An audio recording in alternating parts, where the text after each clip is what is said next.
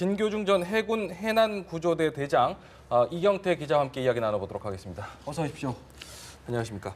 먼저 해양수산부 1차 브리핑을 먼저 함께 보셨는데요. 지금 보면은 1차적으로 1차 고박이 끝이 났다 이렇게 얘기를 했습니다. 지금 현재 상태 어느 정도로 좀 진행이 됐는지 먼저 정리를 간단하게 좀 부탁드리겠습니다. 예, 1차 고박이라는 용어보다 지금 이목을 끄는 것은 사실 어저께 그 해수부가 공식 발표에서 오늘 오전 11시까지 이 세월호를 13m 지점까지 끌어올리겠다라고 이야기를 했었고 예. 밤 사이에 사실 세월호가 신중하지만 계속해서 작업이 됐기 때문에 지금 10시면은 우리 1시간 뒤면은 13m 지점까지 올라갈 것으로 예상하고 있었는데 지금 갑자기 브리핑 내용에서 네.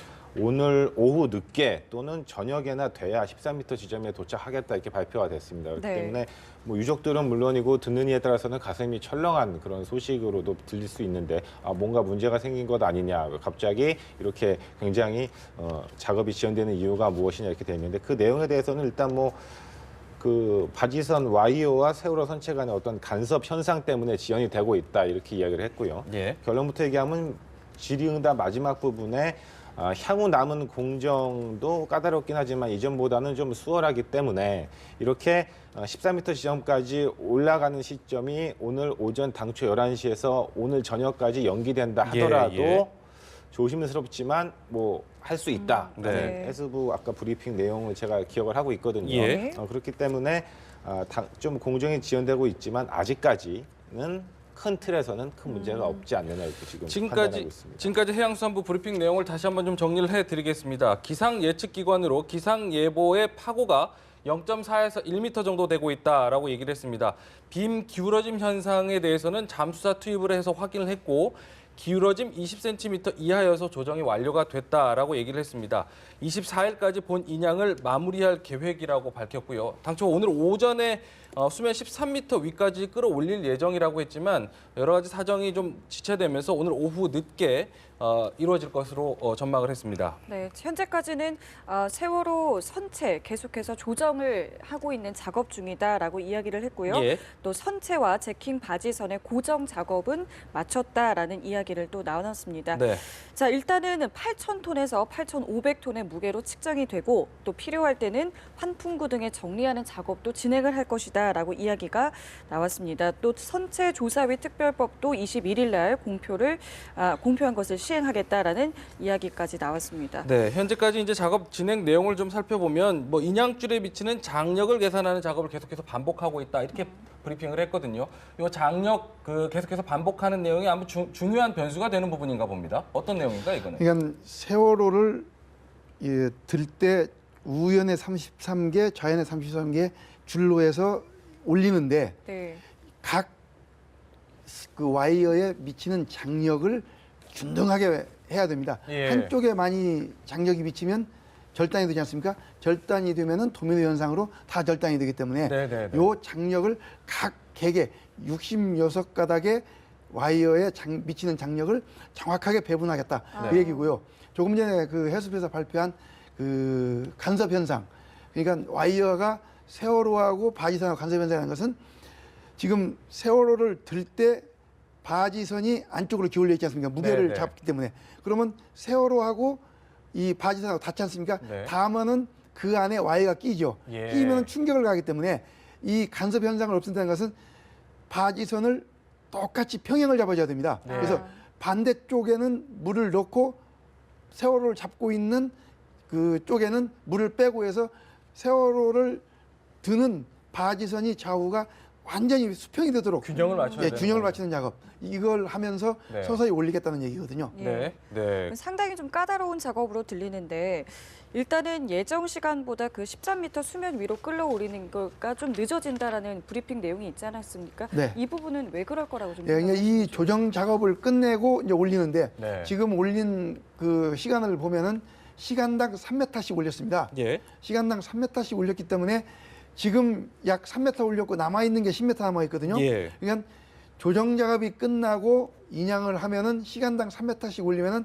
3시간 반 정도면은 13m까지 완전히 이제 올리고 예. 그다음 이제 고박 단계에 들어가고 그다음 아까 말씀드린 좌우 제킹 바지선 좌우에 지금 8개의 앵카가 놓여 있지 않습니까? 총 16개의 앵카가 놓여 있는데 예, 예. 이 앵카줄을 걷어낸 다음에 세월호와 제킹 바지선을 예인을 해서 반잠수식 바지 쪽으로 옮겨서 예. 반잠수식 바지에 탑재하는 과정까지를 내일 24일까지 완료하겠다.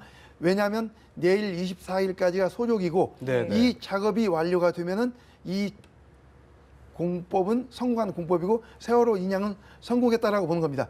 그 이후 세월호가 탑재된 반잠수선이 목포 신항까지 이동하고 네. 또 목포 신항서 그 부두까지 네, 네. 옮기는 걸 이제 로드인이라고 그러는데 로드인이요. 예, 네. 이 작업은 시간과의 싸움이지 예. 기술적으로 어려움이 없다. 지금 가장 어려운 것은 바지선에 실는 네. 반잠수선 바지선에 세월호를 실는 이게 어려운 작업인데 이 작업을 내일까지 완료하겠다. 네. 만일에 내일까지 작업이 완료되지 않더라 하더라도 25일 기상이 좋기 때문에 예. 문제가 없다라고 보시는 겁니다. 지금 기상 상황을 보니까요. 지금 굉장히 이 기상이 최대 변수 아니겠습니까? 그렇습니다. 무엇보다 예. 바다라든지 바람이라든지 지금 어느 정도 상태입니까 지금?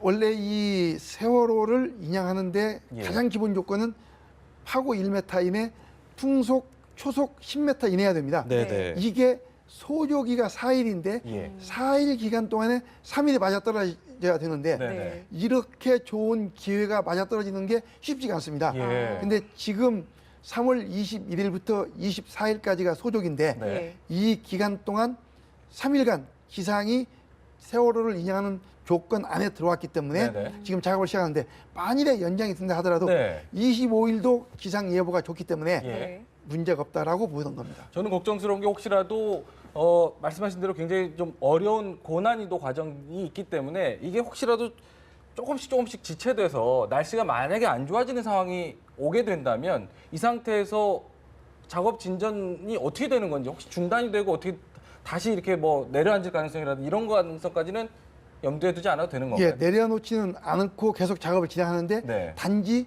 위험 요소가 따르는 거죠. 네. 네, 위험 요소 따르지 지금 만일에 10m까지 올렸는데 예. 이 상황에서 날씨가 나쁘다고 바다에 다시 내려놓는다. 네. 이것은 아마 안 할 겁니다. 네. 그대로 이제 진행을 하는데 왜 파도가 중요하냐면은 네. 파도가 치면은 세월호를 잡고 있는 이 제킹 바지선 있지 않습니까? 예. 예. 좌우에 33개씩 총 66개의 줄이 있는데 와이어를 달아놨죠. 예, 이게 제킹 바지선이 파도나 너울에서 움직이지 않습니까? 뒤뚱뒤뚱하겠군요. 예, 뒤뚱뒤뚱하면은 세월호 밑에 있는 10,000톤 가까이 되는 이 배가 충격을 주면은 지금 약 2배 내지 5배까지 네. 이 인양줄에 장력이 미치기 때문에 네. 예, 이것을 보장할 수 없다. 아. 따라서 예. 파도가 1m 이내야 된다는 원리입니다. 파도가 그렇겠군요. 높다는 것은 즉 세월호와 제킹 바지선 간에 연결된 이 인양줄에 장력이 가기 때문에 네. 파도를 굉장히 중요시하는 겁니다. 그렇겠군요. 저희가 지금 현장에서 들어오는 화면을 보면은 세월호 선체가 누워 있는 상태에서 지금 올라오고 있지 않겠습니까? 네. 이제 제가 알기로는 이게 폭이 22m라고 하는데 이 위로 올리는 수면 위로 올리는 거는 13m만 올린단 말이죠. 네. 그러면은 9m는 남아 있습니다. 예, 그러면 이게 동동 떠 있는 상태가 아니라는 말씀이지 네. 않겠습니까? 왜 그러냐면 예. 세월호 이 폭이 22m인데 예. 누워 있기 때문에 22m지 않습니까? 수면까지 깊이가 43m입니다. 그러니까 네네. 지금 22m를 올리고 3m 올라왔지 않습니까? 예. 총 25m 지금 올라온 겁니다. 예. 25m 올라왔는데 10m를 더 올려서 35m를 올리면 이제 인양 올리는 것은 끝이고 그 다음에는 이제 고박을 하고 바지선에 옮기는데 왜 13m만 올리고 9m는 안 올리냐면은 네. 네. 이 바지선을 최대한 이용을 해야 됩니다. 반잠수선을. 네. 예. 세월호를 위로 들면 들수록 네. 하중이 많이 미치겠죠. 그러겠죠. 그렇죠. 그러니까 가능한 한 들을 수 있는 만큼만 들고 반잠수선을 물에 넣어서 네네. 옮겨야 안전한 거죠. 네. 그래가지고 이제 반잠수선에 물을 빼면은 세월호를 뜨고 올라오겠죠. 네네. 이 뜨고 올라와서 세월호의 힘이 인양 와이어에서 반잠수선으로 옮겨지면은 인양이 성공했다라고 보면 됩니다. 네, 그렇군요. 지금 근데 지금 작업하는 중에 저희가 하단의 속보로도 전해드렸지만은 그 배 안에 차 있는 그 물의 하중이 굉장히 많이 나가나 봅니다. 이 예. 물은 어떻게 이제 그 작업하는데 큰 영향 요인이 될까요? 예, 물 속에 있을 때는 물에 영향이 없죠. 네. 왜냐하면 물과 똑같으니까 그렇죠. 물 밖으로 나오면서부터 물을 안고 나오기 때문에 하중이 이제 더 늘어나는데 네. 이 물을 배가 바로 올라오면은 밑에 구멍을 뚫면은 빨리 빠지겠죠. 네. 근데 배가 좌연으로 누워서 올라오기 때문에 밑에 많은 구멍을 내서 배를 바지선에 올려놓고 자연 배수를 해야 됩니다. 네, 네. 따라서 자연 배수가 되는데 한 3일 정도를 지금 보고 있지 않습니까? 네. 그래서 요 시간이 걸린다는 얘기입니다. 네. 네.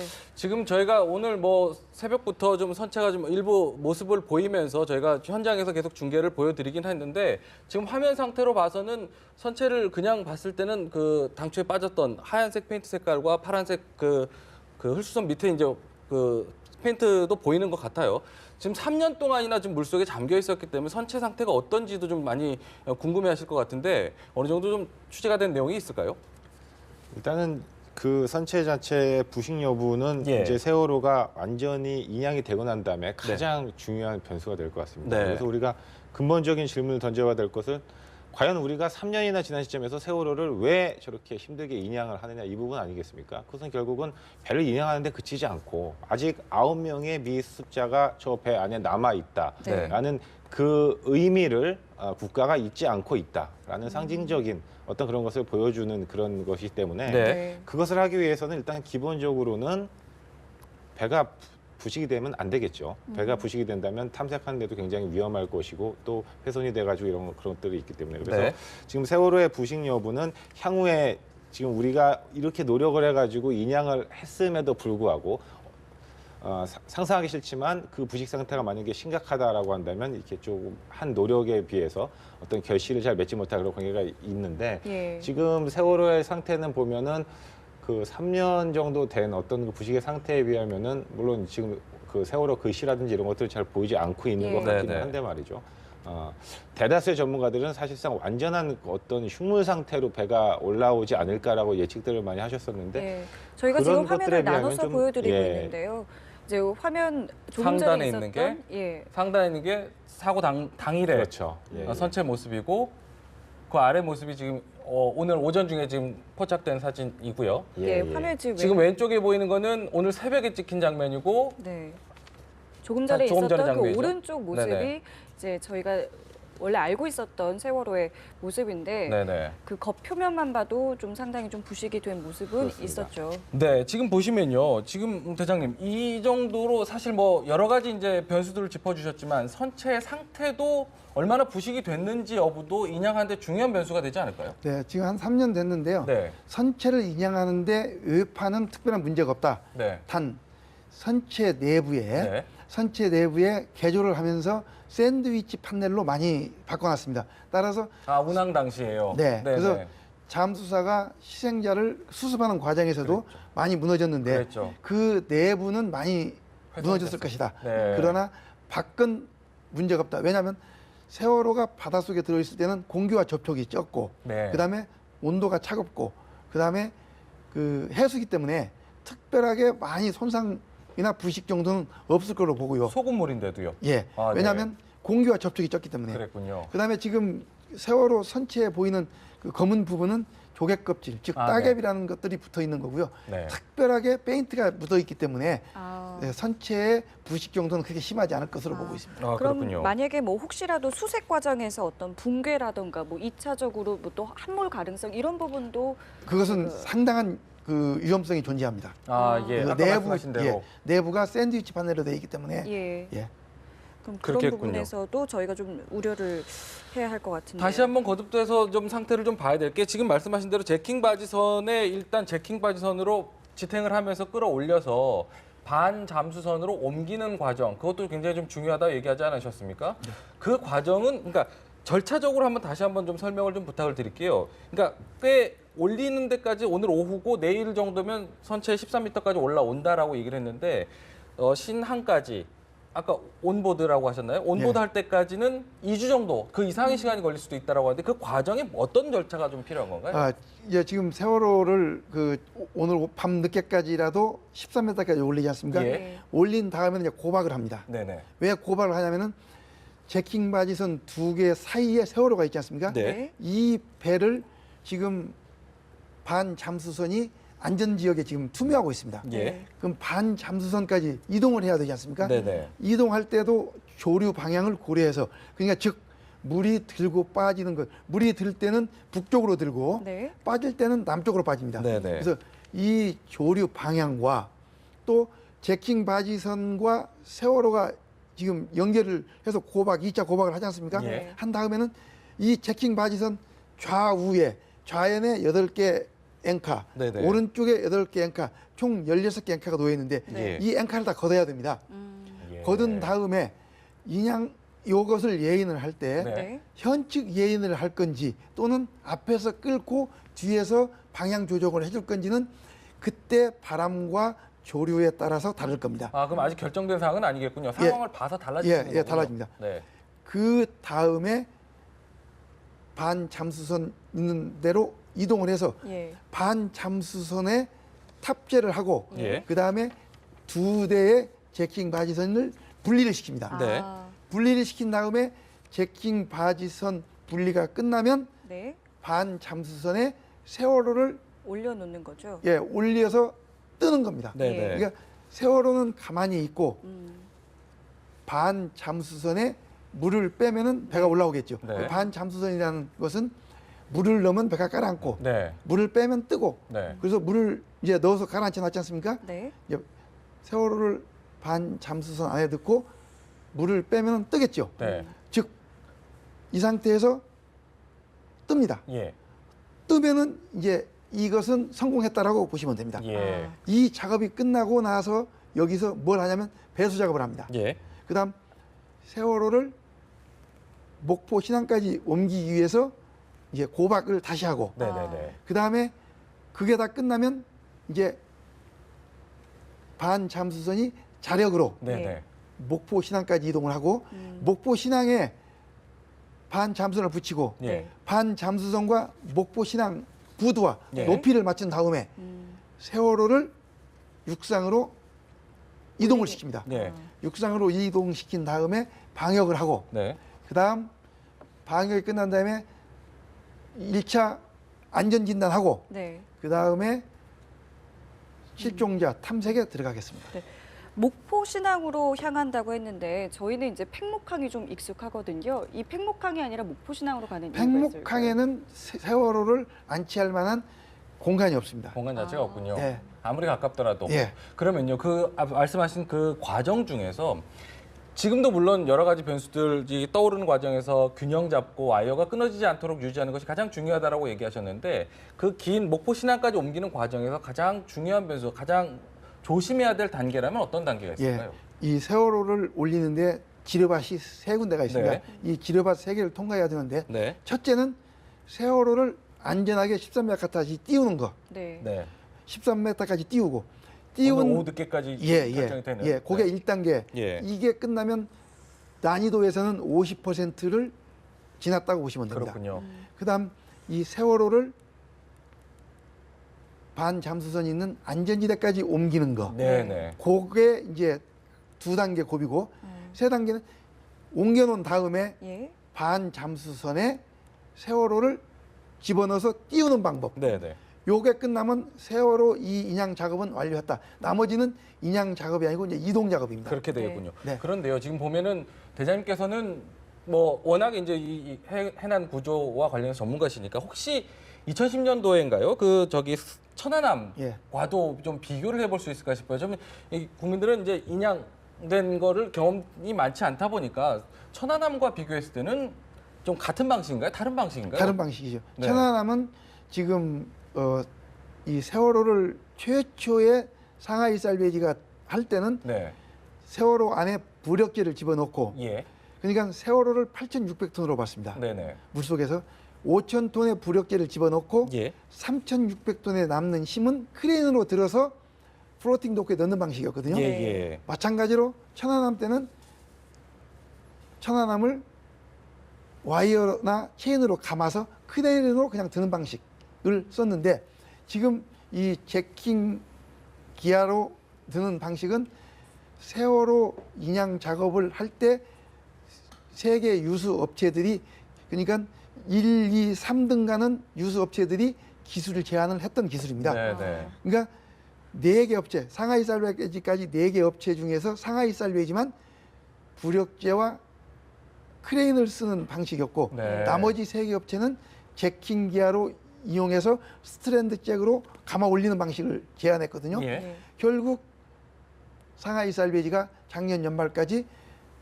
부력제와 크레인을 써서 실패를 했지 않습니까? 네네네. 그래서 다른 업체들이 낸 그 방법을 다시 써서 3개월 만에 지금 작업을 하는 거거든요. 네네. 그래서 이 방법은 세계적으로 많이 쓰고 있는 방법이고 네. 검증된 방법이고 네네. 이보다 더 큰 배도 많이 올렸습니다. 예.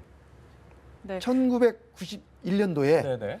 소련 잠수함 13,900톤이 109m에 빠져 있는 잠수함도 이 방법으로 안전하게 올렸습니다. 아, 훨씬 고난이도일 수 있었던 것도 인양을 성공을 했었던 거군요. 그렇습니다. 그래서 이 방법은 검증돼 있고 이 그 군한 업체들이 아주 안전하게 쓰는 방법이기 때문에 네네. 지금까지 진행해 온 이 과정을 조심스럽게 잘만 한다면 네네. 무난하게 진행이 된다고 보시면 되겠습니다. 예. 자, 그러면은 이제 아무래도 이제 주목이 되는 부분은 뭐 미 수습자의 수습이라던가 아니면 뭐 유품을 정리한다던가 사고 원인을 조사하는 이런 부분일 텐데 이런 부분들은 이제 모든 것이 다 인양이 된 뒤에 이루어지겠죠. 예, 그렇습니다. 일단 인양이 되고 나서 바로 다음에 아마 그 미 수습자의 그 어떤 유실을 우려해서 예. 선체 주변에 가로 한 200m 그리고 세로 160m 높이의 그 그물형 가림막이 설치되었는데 아마 이 부분에 대해서 일단 잠수부들을 투입해서 수색 작업을 벌일 것 같고요. 예. 그 다음에 말씀하신 대로 이제 세월호 선체가 육지에 거치가 되고 나면 예. 거기에서 이제 수색 작업들을 뭐 들어가서 할 것 같은데요. 네. 제가 처음에도 말씀드렸지만 미 수습자가 거기서 어떻게 발견이 되던 또 그 가능성이 어떻게 되던 간에 현재 그런 일련의 과정들은 사실 그동안 이 대한민국이라는 국가가 국민을 지켜줄 수 있을 것이라는 어떤 믿음이나 기대감을 가지고 국민들이 이렇게 살았는데 그거에 네. 대한 기대감이 무너졌던 그 좌절감 예. 또 우리가 재난 정도를 완전히 예비하지는 못하더라도 대처 정도는 할 수 있는 국가라고 믿었던 어떤 국민적 자존감이 무너졌던 그 대참사 대사건인데 네. 이제라도 이렇게 세월호 선체를 인양을 하고 거기에서 미수습자 수색까지 성공적으로 완료를 한다면 네. 그런 것들에 대한 상처라든지 실망감, 좌절 이런 것들도 좀 치유를 하면서 보다 그 발전적이고 네. 미래지향적인 쪽으로 나갈 수 있는 그런 작업이기 때문에 예, 그런 것들에서 또 의미를 찾을 수 있다 이렇게 생각이 됩니다. 네. 네. 3년가량 침몰 상태로 있었기 때문에 아무래도 이제 많은 분들이 이게 손상이 된 부분에 대해서 상당히 좀 염려하고 어느 정도일지에 대해서도 좀 궁금해하시거든요. 어떻게 좀 예측하고 계신가요? 그러니까 지금 세월호 선체는 그 외부는 이상이 없고요. 네. 내부는 많이 손상이 됐을 것이고 그다음 제가 이제 한 가지 짚고 싶은 것은 그 희생자 9명이 아직 지금 남아있죠. 남아 있지 네. 않습니까?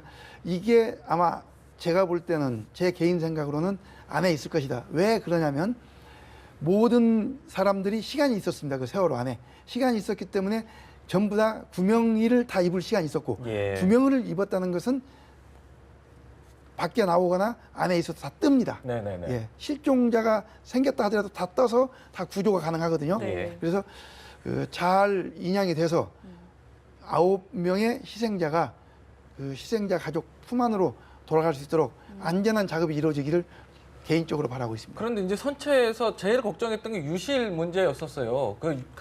지금 뭐 인양 직전까지 모든 과정을 통틀어 봤을 때그 유실 가능성을 염려했던 부분이 큰데 그런 가능성은 많이 없었나요? 예, 지금 세월호 주변에 네. 6m 되는 그 바닷속에 펜스를 쳐 있고 네. 그다음 각 세월호를 그 들락거리면서 잠수사들이 다 막았고 네네. 또 올릴 때 아주 천천히 올리기 때문에 예. 네.